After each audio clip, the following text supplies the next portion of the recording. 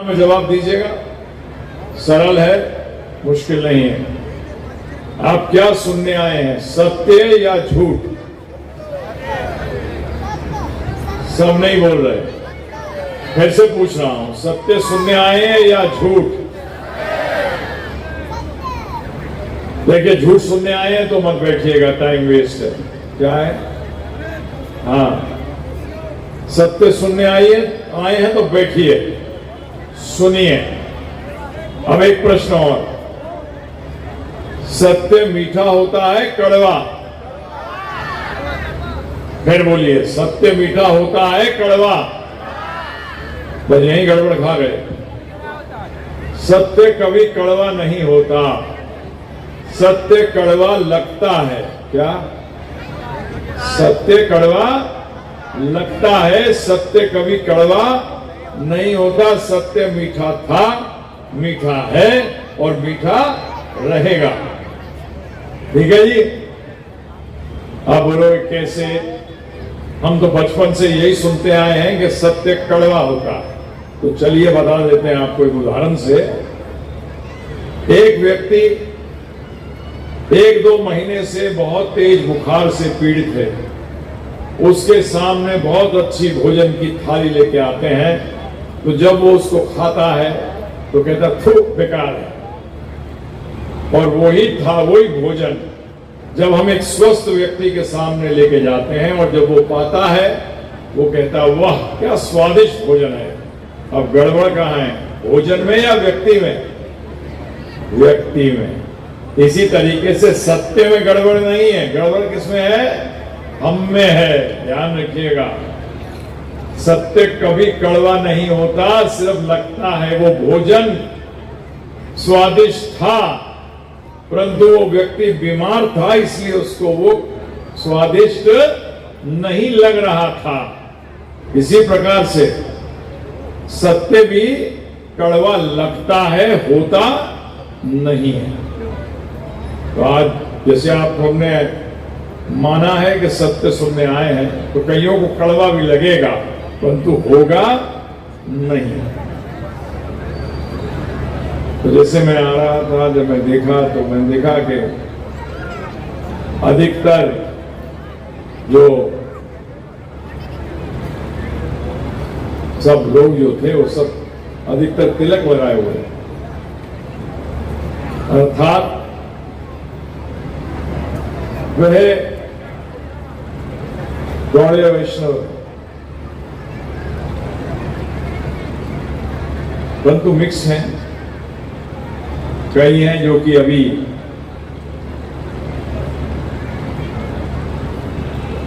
नहीं जानते, कई हैं जो जानते हैं परंतु सीरियस नहीं है। तो चर्चा करेंगे भगवद गीता से, क्योंकि हमारे सारे आचार्यों ने, आदि शंकराचार्य, माधवाचार्य, निम्बार्काचार्य, विष्णु स्वामी, चैतन्य महाप्रभु, नित्यानंद जी, रूप गोस्वामी, सनातन गोस्वामी, गोपाल भट्ट गोस्वामी, रघुनाथ दास गोस्वामी, रघुनाथ भट्ट गोस्वामी, जीव गोस्वामी, भक्ति वेदांत स्वामी ठाकुर श्री प्रभुपाद, सब आचार्यों ने कहा है कि समस्त वेदों का अर्थात समस्त ज्ञान का सार भगवत गीता में है। तो अब प्रश्न उठता है कि हम भगवत गीता को पढ़ें क्यों, जाने क्यों?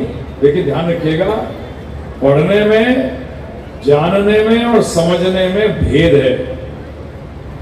फिर दोहरा रहा हूं, पढ़ने में, जानने में और समझने में भेद है। ये तीनों चीजें एक नहीं है। मैं बहुत लोगों से पिछले करीब 43 साल से प्रचार कर रहा हूं। 26 साल की उम्र में मैंने ये पथ चुना। आज मैं करीब 69 इयर्स का चल रहा हूं। उद्देश्य एक ही था कि जन सामान्य में ये ज्ञान पहुंचाना। प्रश्न उठता है कि ज्ञान लें क्यों? बहुत जरूरी है, ध्यान रखिएगा कि ज्ञान क्यों लें।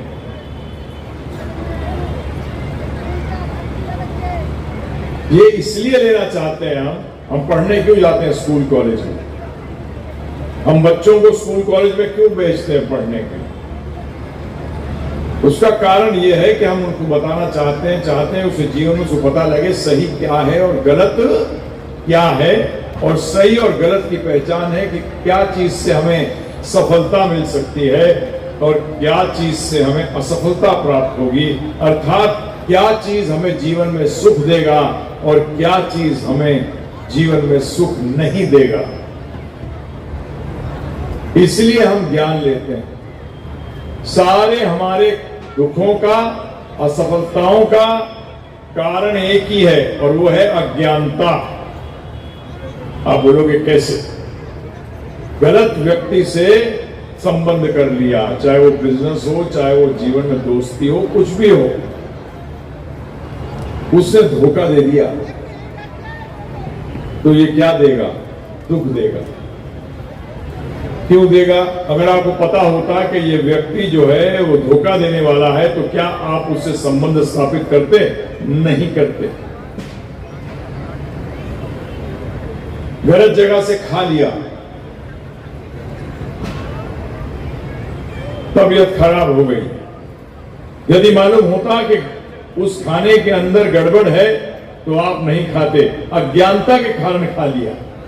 तो इस अज्ञानता ने आपको क्या दिया? दुख दिया। आप जीवन में कभी बैठ जाइएगा, देखिएगा अज्ञानता ही आपके समस्त दुखों का कारण है। समस्त दुखों का कारण जो है वो अज्ञानता है। तो इसका अर्थ हुआ, इसका विपरीत जाइए, उल्टा जाइए तो समस्त सुख का कारण क्या होगा? ज्ञान होगा।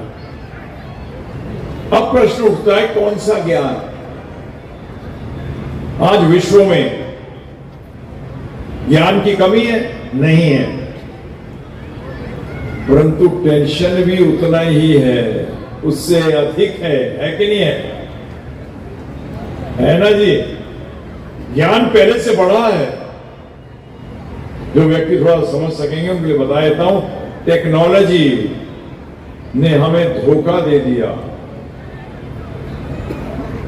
सारी ये यंत्र मंत्र थे, ये किस लिए थे? टेक्नोलॉजी क्यों आई थी? कि जीवन के अंदर क्या है? पहली चीज समय मिले। क्या मिले? समय मिले। दूसरा, जीवन सरल हो जाए, शांतिमय हो जाए। परंतु टेक्नोलॉजी के कारण तो ये दोनों चीजें गायब हैं। ना तो किसी के पास समय है, जिससे पूछिए समय नहीं है, और पूछे जीवन में शांति है, बोलते वो क्या होती है? पता ही नहीं है। टेक्नोलॉजी फेल हो गई, स्कूल कॉलेज फेल हो गए।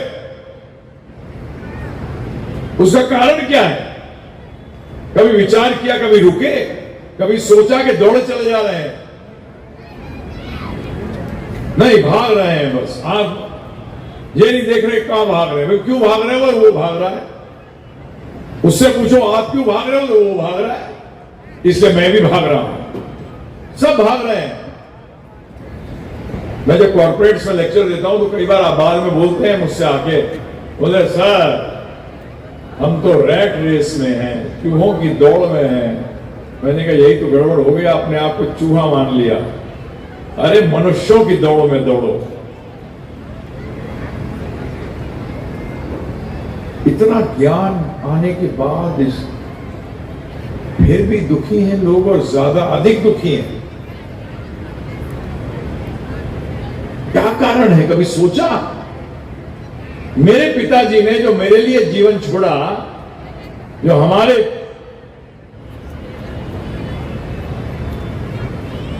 जनरेशन के लिए छोड़ा था, वो उनसे खराब रहा है। सही है गलत है? और मेरे दादाजी ने जो मेरे पिताजी के लिए दुनिया छोड़ी थी, वो उससे उनसे ज्यादा गई गुजरी थी। अर्थात हर पीढ़ी के अंदर गिरावट आई है। और किसी भी माता पिता से बात करो तो बोलते हैं बच्चों के लिए कर रहे हैं, छूट के बोलते हो। ध्यान रखिएगा, मेरे को 43 साल के अंदर AK-47 कहते हैं। क्या कहते हैं? हाँ जी, मैं सत्य बोलूंगा। मक्खन लगवाना है कहीं और जाओ, मक्खन खाना है मेरे पास आओ। हमारे गुरुदेव प्रभुपाद यही कहते थे। मैं आपको मक्खन मारने नहीं आया, मक्खन खिलाने आया हूं। अब बीमार हो तो कड़वा लगेगा ही, क्या करूं। तो कभी विचार किया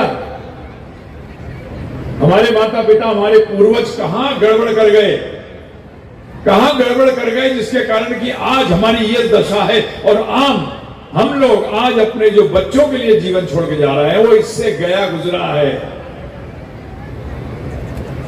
दादा बनते हैं, दादी बनते हैं, नाना बनते हैं, नानी बनते हैं, पर तुम्हारे पोते और पोतियों के लिए, नाती और नातियों के लिए क्या दुनिया छोड़ के जा रहे हैं हम। कभी विचार किया, कभी सोचा, कभी जानने की कोशिश करी कि क्या इसको सुधारा जा सकता है। किस चीज की कमी है हमारे जीवन के अंदर, क्या है जो कम है, क्या है वो कौन सा ज्ञान है। बस भागे चले जा रहे हैं।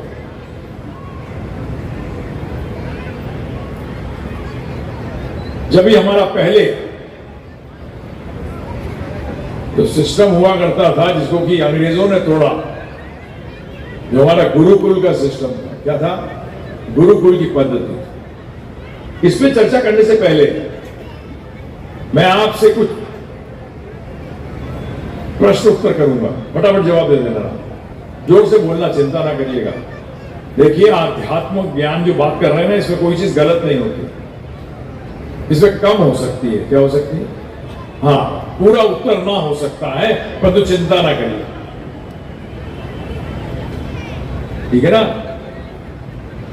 ध्यानपूर्वक सुनिएगा, इससे आपको एकदम चीज स्पष्ट हो जाएगी, एकदम क्लियर। अगर कोई व्यक्ति अपना सारा समय, ध्यानपूर्वक सुनिएगा, आपस में बात करेंगे तो कोई काम नहीं चलेगा। यहां किस लिए आए हैं, इससे आगे बढ़ने से पहले बता दूं, भगवान क्यों आते हैं, क्यों आते हैं, अवतार क्यों लेते हैं? क्यों कृष्ण भगवान आए, राम जी आए, क्यों चैतन्य महाप्रभु आए, क्यों गौर निताई आए, किस लिए आए? आपकी इच्छाएं पूरी करने के लिए? नहीं, बिल्कुल नहीं, ये गलत फहमी मत रहिएगा। हमारे वृंदावन के अंदर बाकी बिहारी जी में करोड़ों लोग आते हैं, करोड़ों के करोड़ों अरबापति नहीं बन जाते।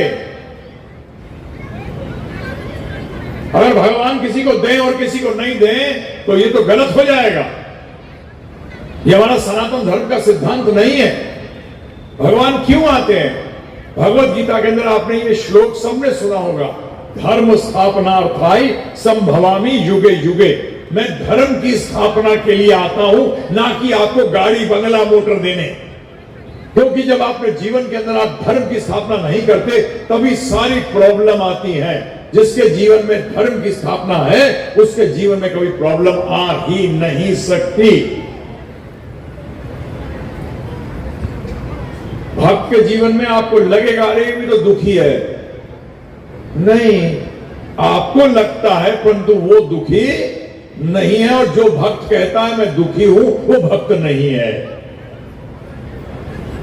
जो भक्त कहता है मैं दुखी हूं, वो भक्त नहीं है, अभी भक्त बनने की कोशिश कर रहा है। अंग्रेजी में इसको कहते हैं अप्रेंटिस। क्या कहते हैं? सीख रहा है भक्ति करना।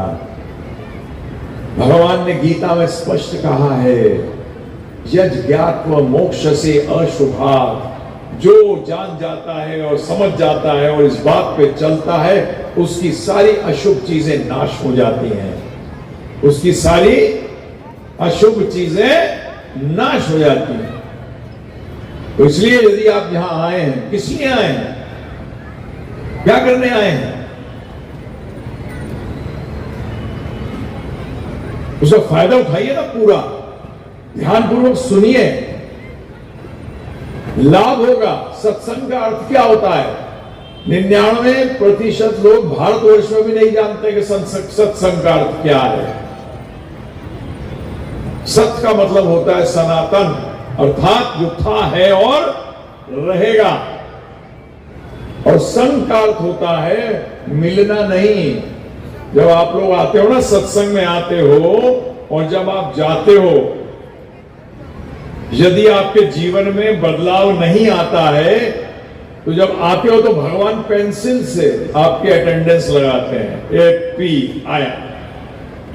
और यदि बाहर जाके आपके जीवन में परिवर्तन नहीं आया तो उसको रबर से मिटा देते हैं। मिलने आया था, संग करने नहीं आया था। जब भी कहते नहीं बच्चे को बुरा संग नहीं करना चाहिए।